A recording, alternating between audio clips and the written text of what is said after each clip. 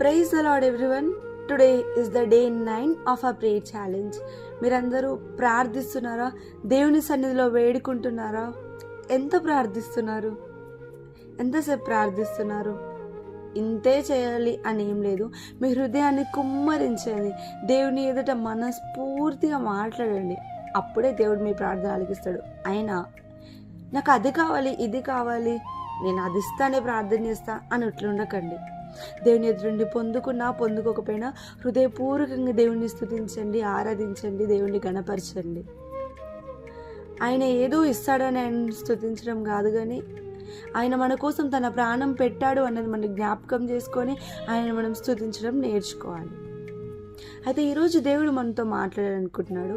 మన జీవితాల్లో కొన్నిసార్లు ఆశీర్వాదాలు ఆలస్యం అవుతుంటాయి. ఎందుకు? దానికి కారణం ఏంటి? మనము ఆశీర్వాదాలు పొందుకోకుండా ఉంటున్నాము. దానికి కారణం ఏంటి? ఈరోజు ఇంకొక మాటతో నేను మీతో మాట్లాడాలనుకుంటున్నాను. హన్న అంట ఎంతో బహుదుఃఖముతో దుఃఖాక్రాంతురాలై ప్రార్థిస్తుందంట. ఆమె అంట నోట్లోనే గునుక్కుంటుందంట.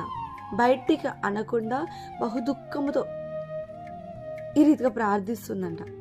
అయితే తన రీతిగా ప్రార్థిస్తే ఏలి అనుకుంటున్నాడు ఆమె మత్తురాలై ఉందనుకుని తన దగ్గరికి వెళ్ళి, ఎంత మట్టుకు నువ్వు మత్తురాలై ఉంటావో నీ ద్రాక్ష రసము నీ ఎదురు నుండి తోసివే అంటున్నాడు, తీసేసే అంటున్నాడు.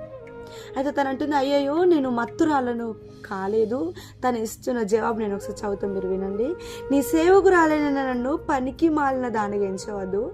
అత్యంతమైన కోపకారణను బట్టి బహుగా నిట్టూర్పులు విడుచుచు నాలో నేను దీని చెప్పుకొంటిన నేను. ఇక్కడ మీరు జ్ఞాపకం చేసుకోండి, ఆమె కుమారుడు రావాలి, లేదంటే ఆమె గర్భఫలం తెరవబడాలి, గొడ్రాలై ఉన్న ఆమెకు గర్భం తెరవబడాలని ఒక ఆశ ఉంది. కానీ దానికంటే ముందు తన మనస్సులో నుంచి ఒకటి చెప్తుంది.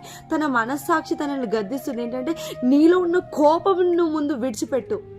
అప్పుడు చూడండి, ఏలితో తను, అయ్యా నాకు గర్భఫలం తెరవబడాలి, నేను ఇక్కడ నిట్టూర్పు విడుస్తున్నా, నేను ప్రార్థిస్తున్నాను తను అనట్లేదు.